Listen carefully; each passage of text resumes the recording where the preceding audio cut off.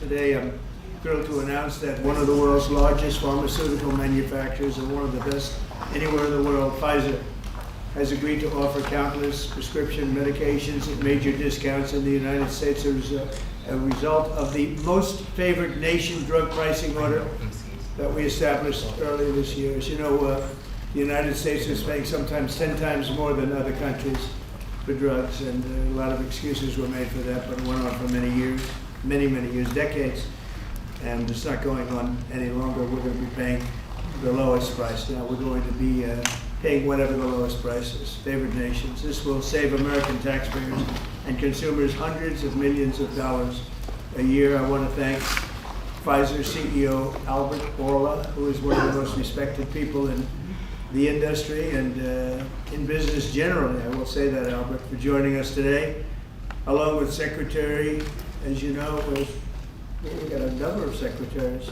Secretary is Lutnick behind me, I hope.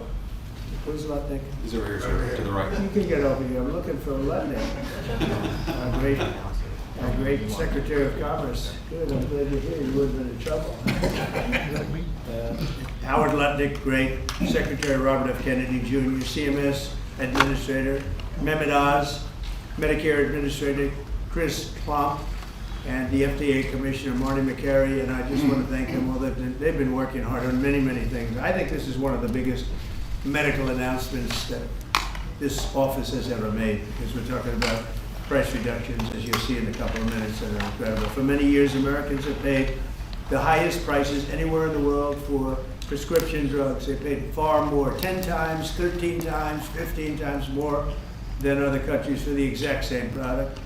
A major reason is that the American consumers have been subsidizing research and development costs for the entire planet. They put all of that on us, and yet they were the beneficiaries too. So it's being changed as of today. The United States at just 4% of the world's population and consumers, only 13% of all prescription drugs, yet pharmaceutical companies make 75% of their profits from the United States. So think of that. We have 4% of the market, 13% of prescription drugs, and yet, Albert, I didn't know you were that violent. I'm surprised you're agreeing to this. I'm getting a bit. No, he's doing the right thing. Thank you.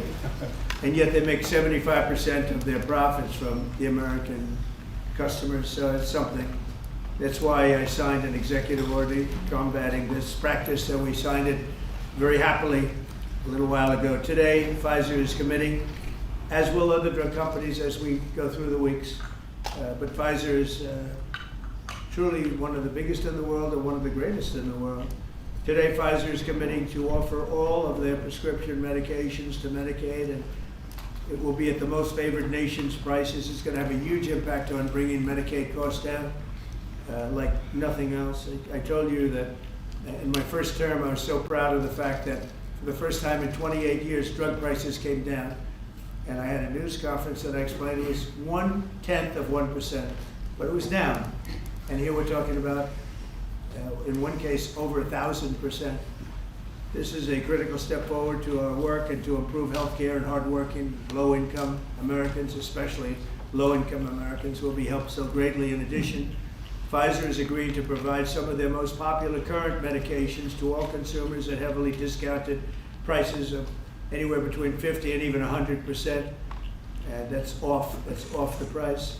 And in some cases, even more than that. These drugs will be available for direct purchase online at a website operated by the federal government. We're also announcing that moving forward, all new medications introduced by Pfizer to the American market will be sold at the reduced most favored nation costs. So we'll be paying essentially what other countries are paying, who have been much lower for many years.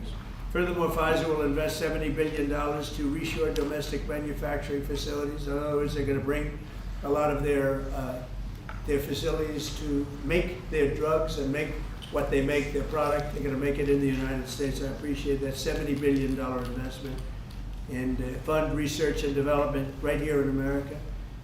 We're working with other major pharmaceutical companies to secure similar agreements. Everyone understands that the status quo where Americans pay more for drugs, prescription drugs, and they pay more than foreign countries, who take advantage of us in many other ways, although not so many anymore. I think we've pretty well got that stopped, right? I think so.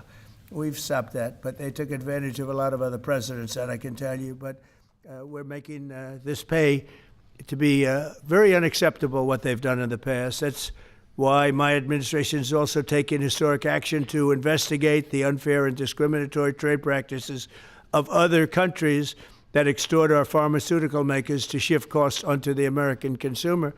They say, no, give us a price, a very low price, and just charge the American consumer, charge it to the U.S. The United States is done subsidizing the health care of the rest of the world. It's a big thing. I can't tell you how big this is. And I was all set to go on it first term, but then you had the COVID, and we had to focus on that. But I said, I want to get back here, because you're talking about 14, 15, 1,600% reductions in some cases. But by taking this bold step, we're ending the era of global price gouging at the expense of American families, and we're making America healthy again, which is our little theme for the people behind me. And I want to just ask Secretary Kennedy to come up, and we'll start, and we'll go through it with Oz and Klomp and Bourla and McCary, and we'll go through it, and if you have any questions. But this is a really big announcement. This is something that most people said was not doable. And other countries are going along because we told them, if you don't go along, they didn't have to go along. But if they didn't go along, we were going to put extra tariffs on those countries, and we were going to charge them the amount of money that they should be paying for the reduction in costs. So I think we had a pretty good negotiating position. So, Bobby, I'd like you to speak about this, and what a great job, and thank you very much. Thank you, Mr. President. I want to start by thanking a couple of people who aren't up here, Theo Merkel, Dr. Heidi Overton, who played key roles in this negotiation and helped make this happen. And also Inma Hernandez, who's not up here, but John Brook and Chris Klomp, who were the people who were negotiating, in some cases, I think including last night, 24 hours without any sleep. This would not have happened without President Trump's leadership. I told my son last night, we're all under secrecy about this, but I told my son late last night, a 27-year-old son, Connor, who's a very liberal Democrat, and I told him this was happening, and he just paused for a minute, and he said, "Thank you, Dad, I'm so proud of you." Because this is something Democrats have wanted for 20 years, Republicans have wanted for 20 years.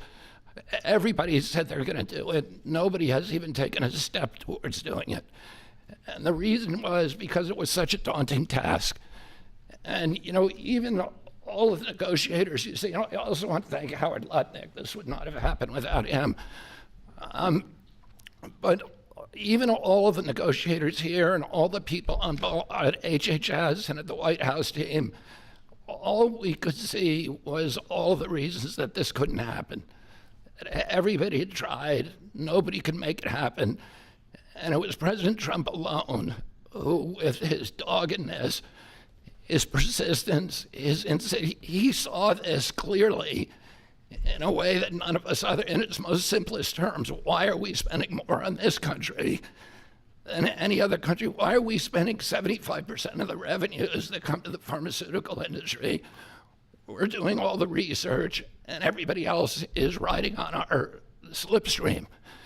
And President Trump, I would say, harangued and harassed us to make this happen. I was getting calls at 11:30, 12 o'clock at night. "Oh, are you asleep? And you got to get MFN done." And at one point, Dr. Oz told me, "I can't take the president's calls anymore." I have a lot of reasons, my wife has a lot of reasons to say to me about different things that happen in my life. Doesn't that give you anxiety? And I say, I don't get anxiety. This gave me anxiety. Oh, thank you, President Trump. It would not have happened without your leadership. This is real leadership. It's a president who has a vision and makes that vision happen. And I can't think of any other president of the United States who could have done this in our history. I'm very grateful to you. This is an extraordinary benefit to the American people. Thank you for your vision, President Trump.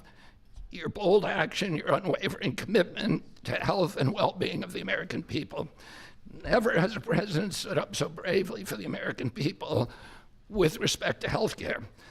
And by the way, I forgot to thank Albert Bourla. Albert and I have had a long history of antipathy and antagonism toward each other. But I have to say his leadership in this took tremendous courage. And he really created a template for corporate responsibility, for putting public health ahead of his individual interests. So I'm very, very grateful to you for that, Albert.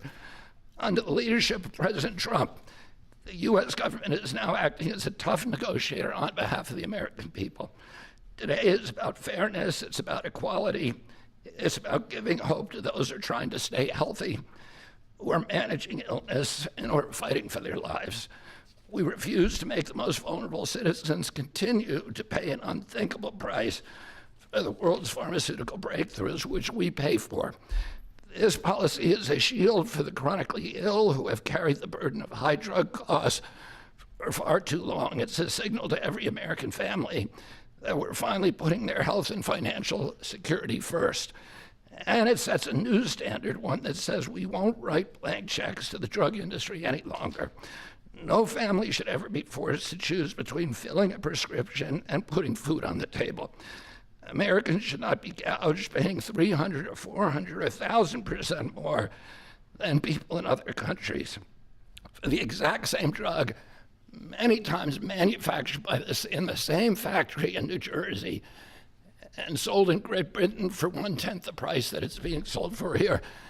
This week, and I was with some friends up in Martha's Vineyard, and an old friend, one of my oldest friends, his wife and daughter have a chronic disease. And that chronic disease last year cost $150,000 to treat. And the mother had to choose whether she was going to take that money and spend it on her or her daughter. And she spent it on her daughter. So she had to make that choice. It's a choice that no mother should have to make. We did a roundtable recently on drug prices. One patient spent more than $180,000 on one drug. One cashed in all of her savings and worked 3 jobs to make ends meet. One almost quit her job and moved to Germany to get the drug cheaper. Some looked at getting the drug on unsafe secondary markets because they could not afford it through the legitimate markets. Today, we begin to right that ship. For the mother trying to help her child get better, for a grandmother at the pharmacy counter, and for millions of Americans who want to restore their health. Today is about another promise made by President Trump and another promise kept by President Trump to the American people. And it's only just the beginning. This is all thanks to your unwavering leadership, Mr. President. Thank you. Thank you very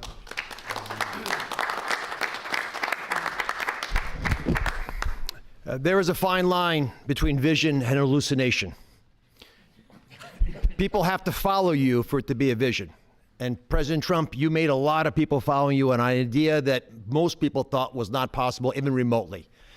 And when we have that shared vision, and I'll speak to some of the people who are involved in this process because it was incredible effort that gives me great pride to serve in this administration. And the fact that it did not leak is also an issue of pride for us because these were tough challenges. And Albert Bourla looks very calm up here and cat-like, but he is ferocious when you get him in a negotiating room. This is true for all the pharmaceutical companies that we are negotiating with. And Secretary Kennedy, my son Oliver, who I told about this deal as we was walking over here, is a Republican. And you know what he said? Thank you for making us proud. Because it's not just a Democratic problem, it's a Republican problem. This has not happened before. And it took a crusader like President Trump, with the support of Secretary Kennedy, Secretary Lutnick, I see the vice presidents here as well, just unwavering, dogged pursuit of change. And now I have to admit that I know the president has me on speed dial, and most of the time when he would call me, as Secretary Kennedy alluded to, it was about MFN, and he always had reasons why we needed to go faster and why people were being hurt today because we're allowing the kinds of pricing that had been tolerated for so many decades in America. The time of the day didn't matter, the day of the week didn't matter, and that's how the president was functioning. This was such an important part of what he saw as his legacy, which is why it brings such pride to all of us up here and many others to deliver it. And the laser focus that the president had on this, which he shared with me the day that I was nominated, that he nominated me for this position, and has reminded me frequently since, made it a top priority for us as well at CMS. Now, to do this, you have to have tactics, not just vision, but tactics. And the first tactic the president shared was to introduce me to Albert Bourla. He took us to dinner with Secretary Kennedy, and he argued, and he's a great deal maker, as you know, that if you're going to make a deal of this scope, of this nature, you need trust. So the president lit the kindling. He got the embers going, but he needed us to nurture that beginning of a fire so they would blaze into what today we can announce as the grand deal, one of the greatest ever, certainly in the space of pharmaceuticals. I gained to respect Albert, and I'll tell you why in particular.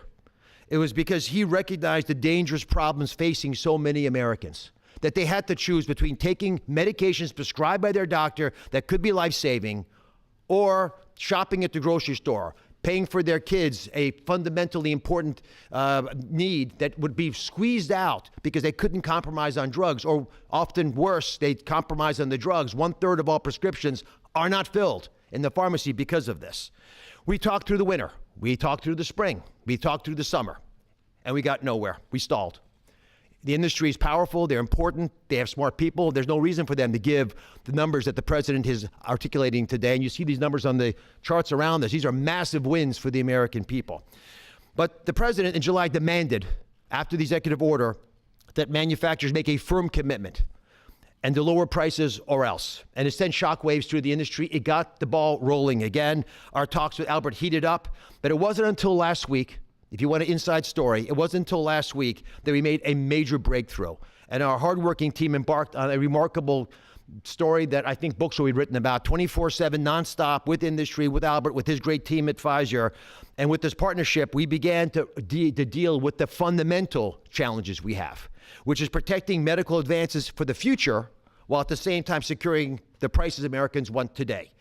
We're going to continue to stimulate and strengthen innovation. That's what a great country does, and we are a great country with a great leader. We're going to protect the U.S. hegemony in R&D. We dominate the planet in discovering cures for illnesses. All those orphan ailments, all those remarkable advances, they come from research labs here with companies like Pfizer and other great ones in the pharmaceutical space. We're going to lead in the life sciences. We're going to lead in ideas. And we're going to make sure that we do all that while we're being fair to the American people, especially our most vulnerable. We're going to finally deliver on the fair drug prices that President Trump has been speaking about for 2 terms. We're going to celebrate this historic day, I predict, this historic day in the medical field for generations to come. The heroic negotiators that I do feel compelled to mention, and Secretary Kennedy kindly also mentioned their names. Some of them can't be in here because they're busy negotiating future deals. Inma Hernandez-Delso, John Brooks, who's a deputy administrator of mine, Theo Merkel, who is in the back and tall and hard to miss with DPC, and Corey Enslin with the same group, did a spectacular job, and Don Dempsey at OMB. Just wonderful human beings, worked tirelessly to get this done. We were able to secure this first MFN deal, and the president touched on this, but we have much more to come. You'll be hearing breaking news from the president for the rest of the fall. And Mr. President, these brilliant minds are here because of you. Now, I don't want to just pay homage to this. I want to actually speak this a little bit. The passion to protect the American people brings top-tier Americans into the government. We've created a powerful administration with the president's leadership, an administration of winners. People get things done. They see the generational opportunity to fix the biggest problems our nation faces. And the person who led this negotiation, Chris Klump, embodies this seal. Now, Chris Klump came to visit Secretary Kennedy and I the very first day we were looking for staff to try to bring in the government. And neither of us really had an idea of how challenging this might be. And he came to the interview, and we knew that he had built a business that was worth several $100 million. And the secretary, very poker-faced as he tends to be, looked at him and said, "Are you willing to give it all up and move your family to Washington?" A young family, 4 young children, beautiful wife. "Are you willing to come across the country and serve our nation, serve this president to ensure vital programs like Medicare, which he runs, will keep our seniors healthy for years to come?" He gave it all up, like so many have in this administration, passionate to follow the president's lead and serve under Secretary Kennedy. And for those of you at home who are watching, and I hope there are quite a few, I think this shows just how cool a place it is to work, is in this government. And I take great pride in handing the ball to Chris. Chris, tell the American people what they have won thanks to your passionate ability to deliver on President Trump's promise. Thanks very much.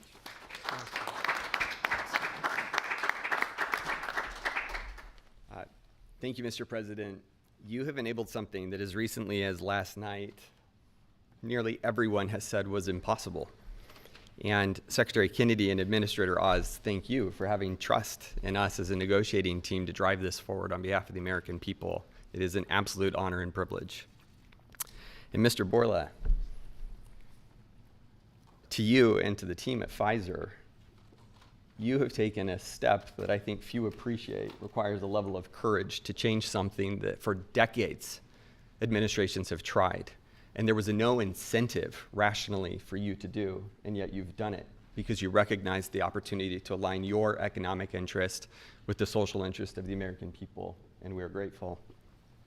Today is historic, as has been discussed.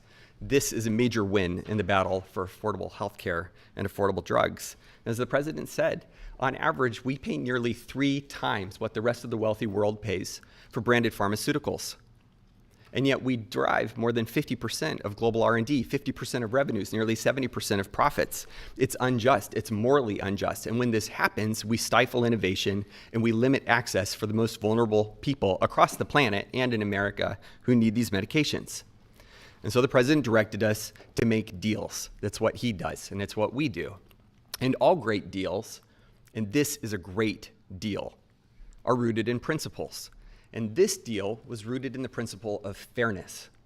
Now, the president could have directed us to go to the poorest country on the planet and find the cheapest price for every single drug and bring that back to the United States and use the might of the government to insist that that's the price we pay. And that might have worked, actually, for just a little bit.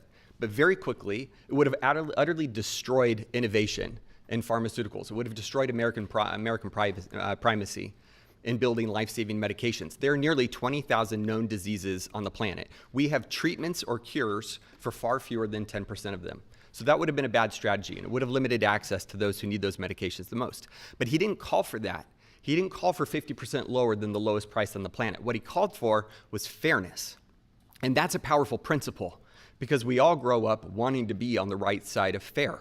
And it allowed us to do what has not been done before, which is to call on manufacturers and ask them to be fair, and allows us to go to countries and ask them to pay their fair share in the battle against global disease.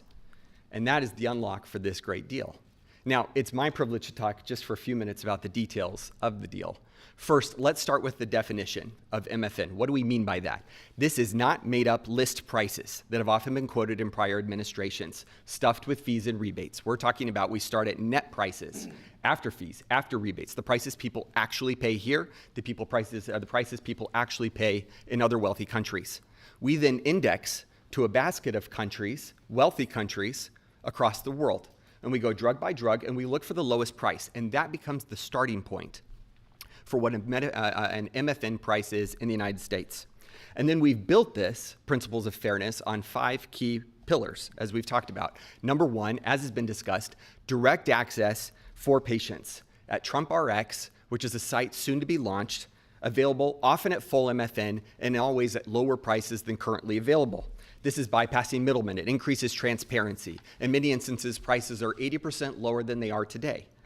No more Canadian detours to purchase drugs more inexpensively at our neighbor. You do it from home, you do it a click. This is American ingenuity outsmarting the system. Number 2, the president was very clear to us and directed us to ensure that we secured the lowest prices for the most vulnerable Americans, those who are served by Medicaid. So we focused there first. So Pfizer will be putting virtually all of its portfolio of drugs at MFN prices available to Medicaid in the near future. This safeguards the program.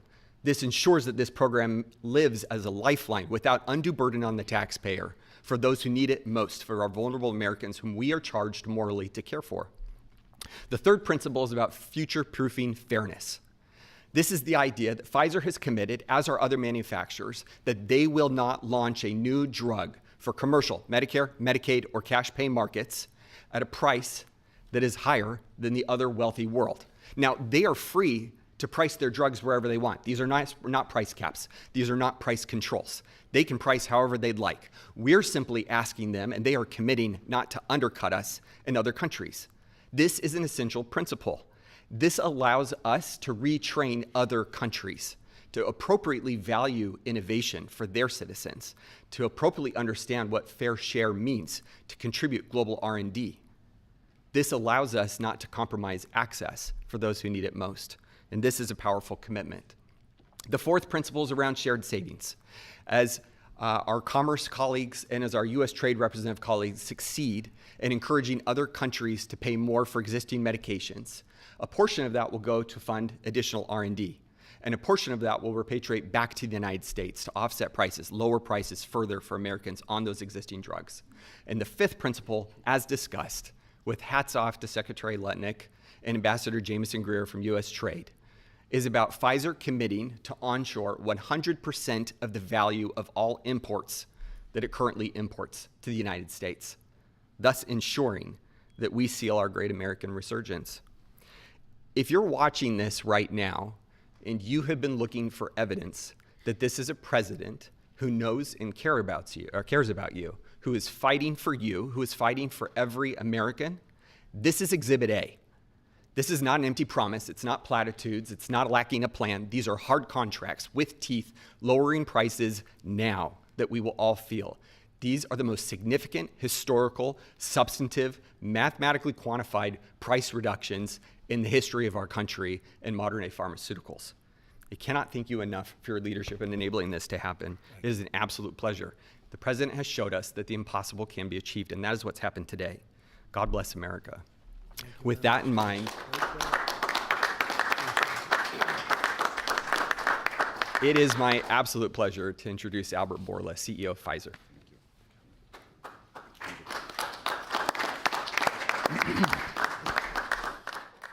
Mr. President, what an honor to be here today in this office to announce a landmark agreement. I think it's an historic day. Is this the coolest office? He has a beautiful office, but the Oval is the coolest, right? What do you think? I think by far. And I have seen other presidents' offices. There's nothing like that. Yeah, it's good office. Yeah. So it's an historic day because I think today we are turning the tide and we are reversing an unfair situation. For years, other rich nations refused to pay the fair share for the medical innovation. And as a result, Americans had to assume disproportional cost on their shoulders. This situation, we all knew, is not sustainable. This situation is a situation that many wanted to change, but no one could. This is changing today with this agreement. In July, the president sent to me and other heads of pharmaceutical companies a letter. And over there, he articulated 4 specific requests. These requests, it was obvious to us, were designed to lower drug cost in the America in different ways, each one of them. And altogether, holistically, to have synergistic effect in the impact that that will have in the US healthcare cost and patients. With this deal that we signed today, we satisfied all 4 of President's requests, all 4. The big winner of this deal clearly will be the American patient. There is no doubt about it. They are the ones that will see significant impact in their ability to buy medicines. But I would argue that it is not the only winner. I think who else is a winner here? It is American innovation and American economy. In our industry, we had 2 major overhangs that have substantially reduced our valuations and create concerns for us in our ability to invest. We are addressing both of them right now, and I will speak about them. The first one was the uncertainty of tariffs. Because the President is absolutely right. Tariffs is the most powerful tool to motivate behaviors, Mr. President, and clearly motivated ours, right? So by this agreement that we did, we commit to onshore the production of our medicines that are consumed in the US and are made outside the US, And for that, we are ready to unleash our investment portfolio in this country. And the President graciously gave us a 3 years grace period that we will not be subject to the 232 tariffs, as long as, of course, we move the products here. That's one. The second overhang in our industry was this uncertainty. What will happen with the framework of pricing in the country? Because this uncertainty, it was what was holding people from investing in the pharmaceutical industry, which resulted in significant reduction of our multiples. Actually, our multiples are at historical low. Well, now we have clarity about what is the framework for the US pricing. Read the letter of President Trump, read the 4 points, and this is the framework. And we will abide to that, and going forward, this is how things will be priced in the US and abroad. We are ready to invest, as the President also mentioned, $70 billion in the next few years from Pfizer in manufacturing and research in America alone. I really think this is an historical moment because also I can put that behind us and focus on the things that I want to spend my time, cancer treatments, to bring better obesity medicines, to bring better vaccines, to bring things that people value. And thank you for allowing us to do that. I want to thank Secretary Kennedy. I want to thank Secretary Latnik. Your leadership helped us to pull that together. You are the mastermind of everything, and without the brilliant way that you designed the whole thing, we wouldn't be able to make it happen. But you were even more brilliant because you had someone in your team that he was the driving force behind everything. And I don't have words to thank you for your integrity. And it is what you have said. We created trust from day one. And that was the most important thing that allowed us to be able to pull very difficult negotiations. Of course, also I want to thank the US trade representative, who is also heavily engaged, and he's probably the first trade representative that I have seen that cares about our industry and cares to do something about unfair situations out there, but more than anyone else. Mr. President, I want to thank you, for your leadership and, frankly, for your friendship. Thank you. Albert, thank you very much. Great job. Great job. Thank you, Mr. President. The growth of drug spending, that is, the increase in drug pricing, is the fastest and biggest increasing area of healthcare spending. So today's announcement has incredible implications for healthcare spending in the United States. And today marks the beginning of the end of the Great American Ripoff. And it also marks the beginning and the end of a great American tragedy, something I've seen as a physician at the bedside. Patients getting spun up into a financial rage, doing GoFundMe campaigns online, sending repeat reminders, asking people to donate, getting their churches to pass the offering plate from pew to pew, Sunday after Sunday, to try to get enough money to pay for a drug in the United States, a drug that's 5 or 10 times more expensive than the same drug in France or Germany or the UK. People get spun up, and it's a tragedy. Having cancer is hard enough. Getting spun up into a financial rage in order to try to get the money to pay for treatment makes it so much harder. 37% of people who go through cancer care say in the end that the financial toxicity makes them want to avoid or delay care in the future. That is, they're done with it. They're done with the system. That's how toxic financial toxicity can be. And for what? For what? So the US can finance the R&D of the world? Well, that ends today, thanks to President Trump. So we want to see R&D. We want to see American pharmaceutical companies thrive. We want to see pharmaceutical companies that do business and manufacture in the United States thrive. At the FDA, we're doing our part. If you're going to equalize your price to that of other wealthy countries, we're not talking about Zimbabwe. We're talking about Germany, France, UK, Japan, other wealthy countries, the OECD countries. If you equalize your price, then we're going to put your future applications at the front of the line. A voucher to get a review in weeks has a market street value of about $500 million because every day is money when it comes to getting a drug approved. And so if you meet one of the president's national priorities stated very clearly, moving manufacturing to the United States, meeting a large unmet public health need, or equalizing your prices. We're the largest purchasers of drugs, we deserve the best prices. And so we're going to do our part. And if a generic company makes their drug in the United States, that application is going to move to the front of the line as well. And if you're going to build a plant in the United States, our FDA inspectors will walk through that plant during the construction phase, something never done before, so that it's ready on day one. So thank you, Mr. President, for your leadership. They said it couldn't be done, and here we are. Thank you. Chris, you may want to go up and just show one of the boards about how quickly the prices come down. And these are small examples. We're going to have it over 1,000% in some cases. You'll see that during the week. But we just picked out 4 at random, and you see the kind of numbers. Bobby and maybe Albert, good. We picked 4 examples, but I want to be totally clear. These are not the only 4 examples. And as the President mentioned, this is not the only agreement. It is the first. It's a historic agreement. There are many to come, and we're excited to talk about them. And that means hundreds and hundreds of drugs. We are not exaggerating when we talk about reductions of up to 80%. We give you 4 examples here. One for dermatitis. The new price, adenosine, results in 80% reduction to what's available today. One in postmenopausal osteoporosis, 85%.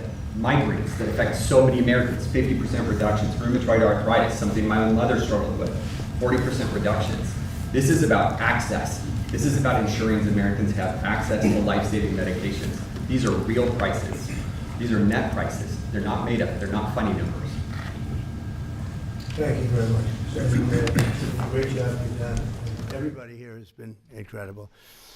We've been standing here talking about the Make America Healthy Again a lot lately, and I think our meeting the other day was excellent on a thing called Tylenol. That was a very important meeting. I think that was a very important meeting. And this, in terms of pricing, it's going to be great for Medicare, Medicaid, Social Security. It's going to be great for everything because your medicine costs are coming way down. We have some examples that I think we'll be able to show you next week of over 1,000% in some cases, where a pill that cost $10 in London was costing $130 in New York and various other places within the United States. And the same thing with Canada. People would go to Canada, they'd go to Mexico, they'd go to other places to buy drugs. They don't have to do that anymore. So we have favored nations. So that's what we have. And it's one of the biggest days I think anybody will ever have. We're talking about massive numbers, and the numbers are going to get even better with a little time. And I will say, Albert, I think that the drug companies are going to be the same. You're going to, the world, we're really competing against the world, so they have more people. So we'll come down a lot, and the world's going to go up a little bit. And the end result is you're going to, I think, do the same business pretty much. Maybe you'll figure a way to do more business, I think, knowing you. But I think the drug companies, we're going to come down a lot. The U.S. will come down a lot. But the world, many more people, is going to go up a little bit. And it equalized, and it's a great tribute. And I want to thank everybody up here. J.D., thank you for all of your help, too. And Howard, great, really great job. Thank you all very much. Do you have any questions? How about we focus on this? It's so big, let's focus on this. Mr. Can you please give us a timeline? Yeah, Mr. President, first of all, this kind of goes along with your America First campaign promises, with lowering healthcare costs. On a day that it seems like we're going into a government shutdown led by Democrats on the premise of providing health benefits to illegals, this seems to, your move here is a stark contrast to that. Could the same principles that you did today apply to health insurance, to maybe lower the cost of health insurance? Many Americans are kind of struggling and with that. we're working on just that, little different group, but we're working on just that. It could, I don't know to this extent. We have a pill, one pill in particular we're going to show you next week. It sells for $10 in other countries and $137 in the U.S. And that's coming down now to probably $15 or $18. They'll go up to 18. I think that's pretty much right, Albert. It's not you, but they'll go up to 18, and we'll come down from 135 or whatever down to 18.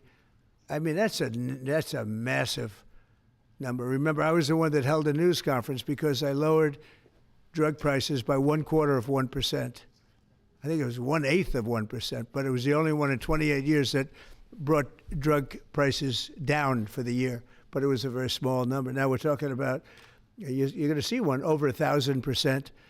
Look at these numbers. So, and this has a big impact, even on the discussion that we'll have with Chuck Schumer, who was here yesterday, along with a very nice gentleman who I didn't really know. You know who I'm talking about. The two of them came, and we had a good discussion, and we're going to see what happens. We're going to see what happens. But this has a huge impact on that because these numbers are going to bring Medicaid. We talk about Obamacare. Obamacare is a failure.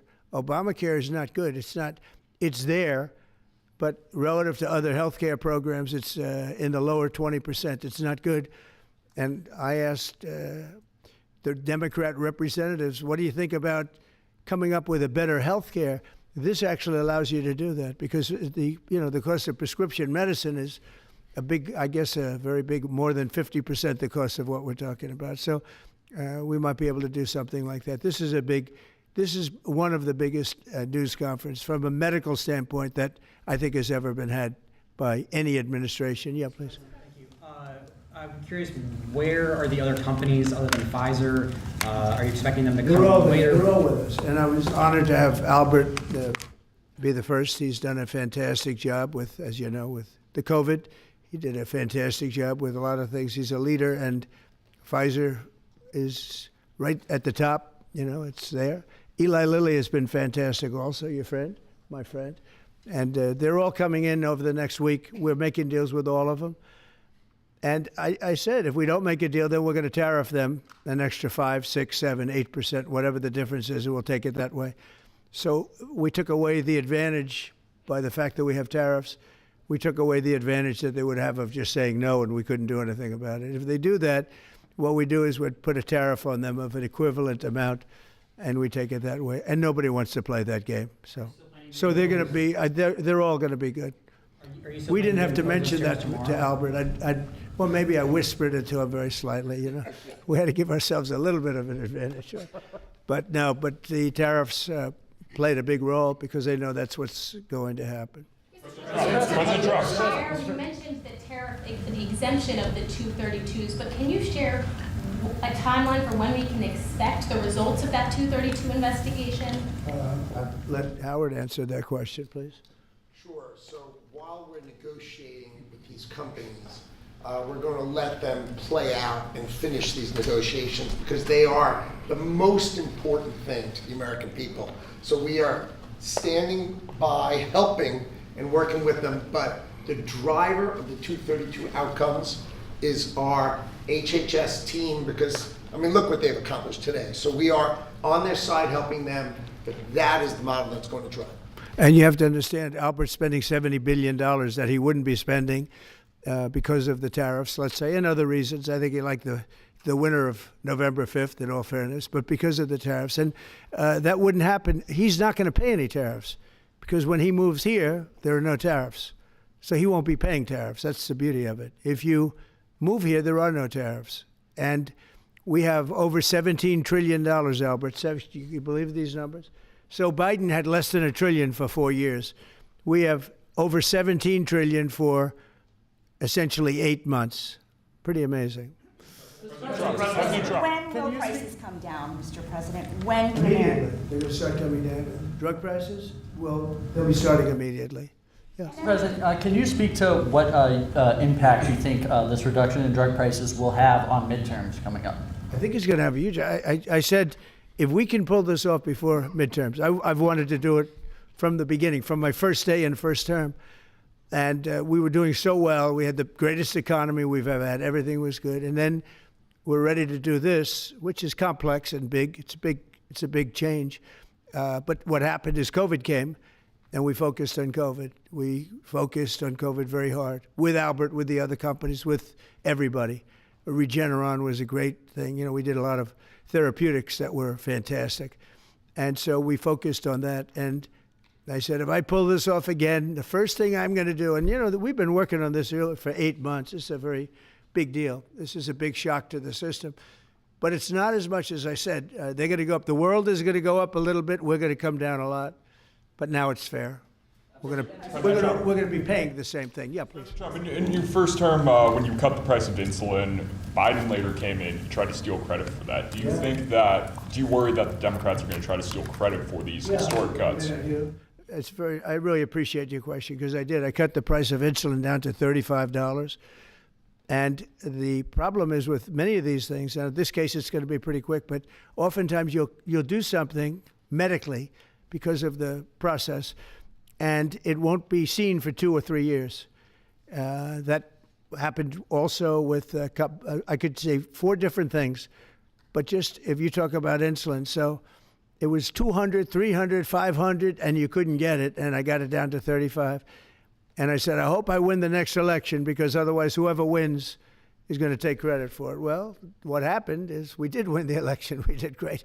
But unfortunately, it didn't work out that way from a practical standpoint. And Biden, when I saw him get up and take credit for the $35 and even less insulin, that was 1,000% lower than what it was just previous. Boy, I tell you, I didn't like it.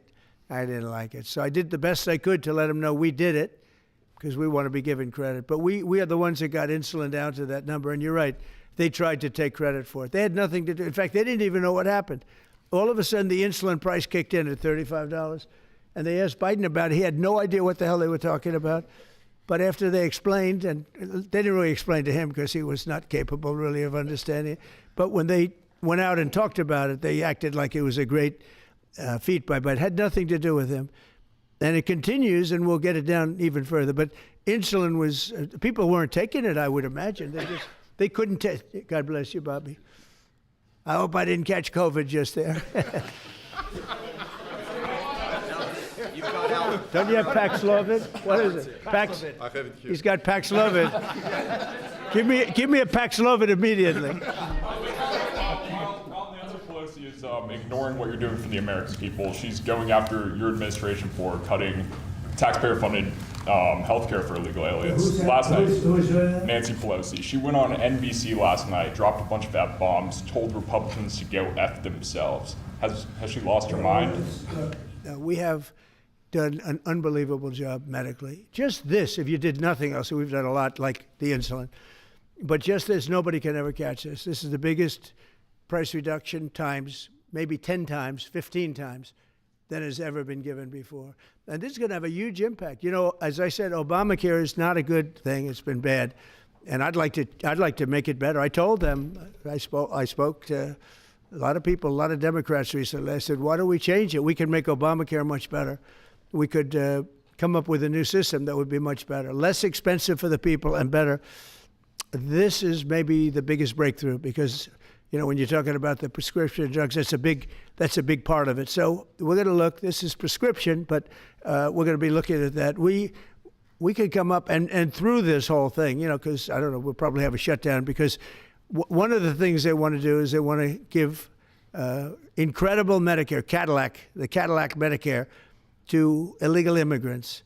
And what that does is it keeps them coming into our country, and like they do in California. And no country can afford that, no country.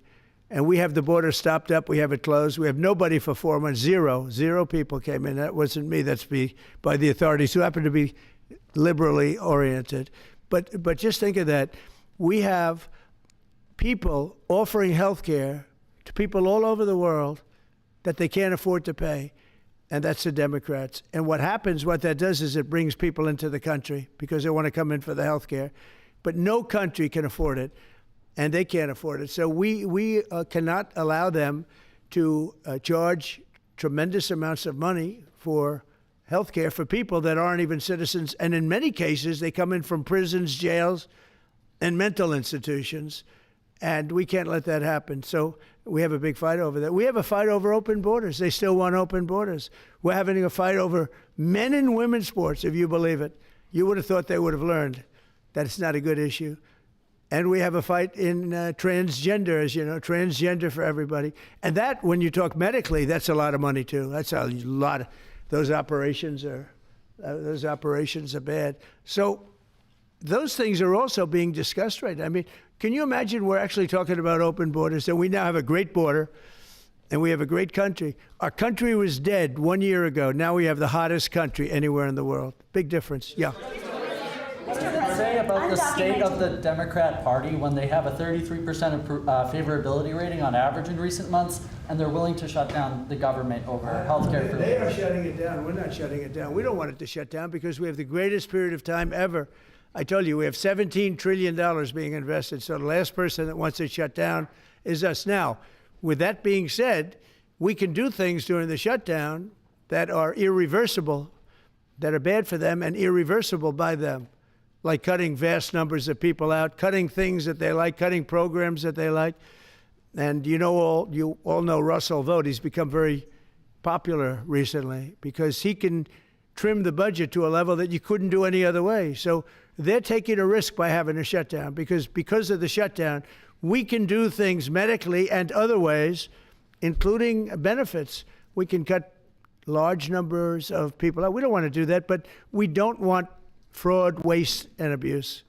And, we're cutting that. But they want to have illegal aliens come into our country and get massive health care at the cost to everybody else, and we don't have it. And that's I would say, the number one reason that they want to strike is to get illegal immigrants health care. And, Gavin Newsom wants that, too, in California, and it's destroying California. We can't have that. We're not going to let it happen.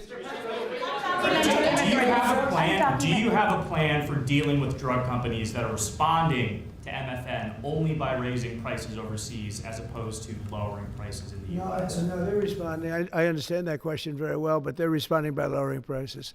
They're helped by lowering prices. There's a price at which they can't sell, and they're helped by lowering prices. In the case of Albert and in the case of Eli Lilly, the fact is our prices are coming down massively. You see, that's just a few of the basics, but they're coming down much more than that with many drugs, and over 1,000%. Think of that, over 1,000% reduction. And we'll show you that next week because we have some of them on the board next week where you have over 1,000% price reduction.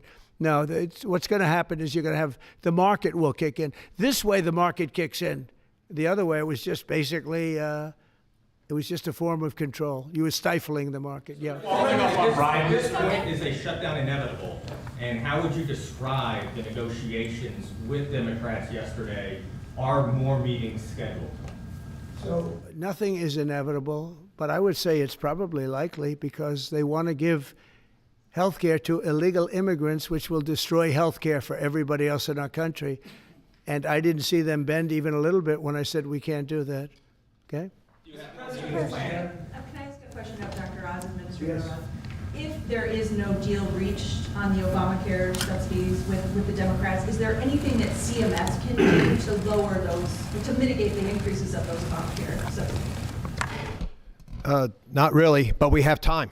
We have time till the end of the year to make the changes I know the president is evaluating, but we should have a clean continuing resolution, get past this budget process as it has happened so many times, and allow the president and leadership some freedom to be able to put some good ideas in front of the legislative bodies. Mr. President, undocumented immigrants. We actually do have time for that. Not eligible for the health care subsidies that Democrats are demanding. So can you clarify, what are you talking about when you say Democrats want to protect their health care? So when an illegal person comes in, a person who came into our country illegally, therefore breaking the law, and look, we all have big hearts. I have a bigger heart than you do. They're all breaking the law, and they're coming into our country. And we just, as a country, cannot afford to take care of millions of people who have broken the law coming in. We want them to come into our country, but we want them to come in legally. Now we have a strong border, very strong border, thanks to Christie and Tom Homan and the whole group. They've done an amazing job at the border. I mean, we had a border that was reckless. We had a border that was a disaster. They were coming in by the millions. I say 25 million people. You're saying less, but I say 25 million people came in illegally. And no system can take care of the health care of all of those people that came in. Now, a lot of them have gone out. We have over 11,000 murderers. We got many of them out. Many of those people have been taken out of the country, brought back to where they came from. In some cases, put in prison because they're so dangerous. We don't want to take them out. We have to watch them. We don't want them coming back. But if you look at what's happened in Washington, D.C. right now, it is such a place. I just drove through it, and it's clean and nice and beautiful, and people are walking around, and they're not afraid of being mugged. We haven't had murders. We haven't had anything happen in a long time. It took us 12 days to make it very good. It took us 20 days to make it beautiful. And now we're going to Memphis. But I think we should always keep a presence here, because if we don't keep a presence, it's going to come back never like it was, because we got rid of 1,700 career criminals. You know what that is? One career criminal can give you a lousy reputation for danger, because they commit many crimes a day in some cases.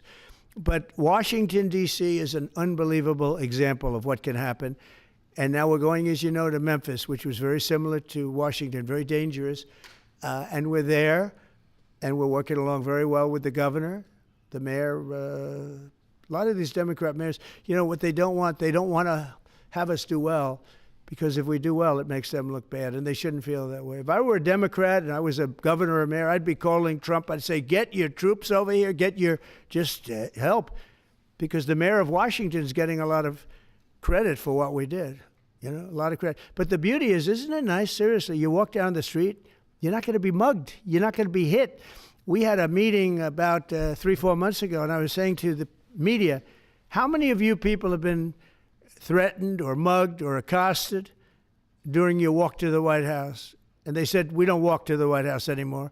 But the answer was, remember, Brian, almost everybody's, look at this guy. They even attacked this big, strong guy, right? Didn't you get attacked? Did you? But yeah, just take a look at the other guy, right? What happened to the other guy? I don't know. Those other guys are pretty tough. They're tough with a gun in their hand, right? And yeah, you were hit pretty hard. But almost everybody was. And now, nobody. Anybody been accosted in the last 3 weeks? If I would have said that 6 months ago, half the hands would have been raised out. No, we have a very safe city now. The country's going to be safe. We're doing one at a time, and we'll be going to Chicago. I told you this, our Union Pacific, head of the railroad. He knows this country very well. Started off as a very low-rung employee of the Union Pacific. He's now chairman. He came to me and he said, sir, save Chicago. It's a great city. It's going down fast. They had 11 people killed over the last couple of weeks. 11 people killed, 48 shot. That's not a city. That's a war zone. There's no city in the world like that. And then we have to listen to this Pritzker get up. I know him well. They threw him out of his business, and the family threw him out of the business because he's a loser. But we have to listen to Pritzker get up. He should call me and say, get the troops in. You ever hear that? 11 people over a week and a half killed. And I think it's 48, when you add it up, 48 people shot. And then I have to listen to a governor say how nice it is. It's a wonderful experience. Now, what is a wonderful experience is D.C. People are eating in the restaurants. They just opened 2 new restaurants, which hasn't worked in years. And we had it pretty good 4 years ago. We were just getting ready to do this, but we did it right. And, we have a big victory in the Supreme Court. It's called merit. And so that includes the military. Our soldiers, did you see what they look like? These guys, they look like serious soldiers. They weren't playing games. And they went in there and they did a fantastic job. And Washington, D.C. is now a beautiful, safe city. The restaurants are thriving. The people are walking down the street holding their husband or their boyfriend's hand, and they're not worried about being raped or mugged or shot at. And it's been an amazing thing. And we'll do that in every city. We'll do them sort of one at a time. We'll do a couple at a time. And we have a tremendous force because, as you know, in recruitment numbers, when we put out, 2 years ago, when Biden would put out recruitment, nobody would join. Nobody wanted to be in the military. Nobody wanted to be police. It was just announced this morning. You probably saw my speech over with the military, with the generals, admirals. Record numbers of people signing up for the Navy, the Army, Air Force, Marines, Coast Guard, Space Force. I love Space Force. That was my baby.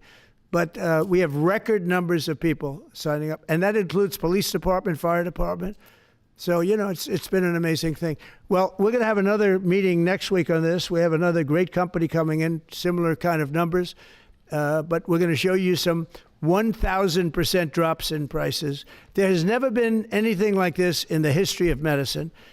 and it's an honor. And Albert, I want to thank you, and I want to thank everybody behind me, because you are a great team. We have a great team. Everybody says you have a great cabinet. It's a great team. So thank you, Bobby. Thank you very much. Thank you, everybody. What's the company next week?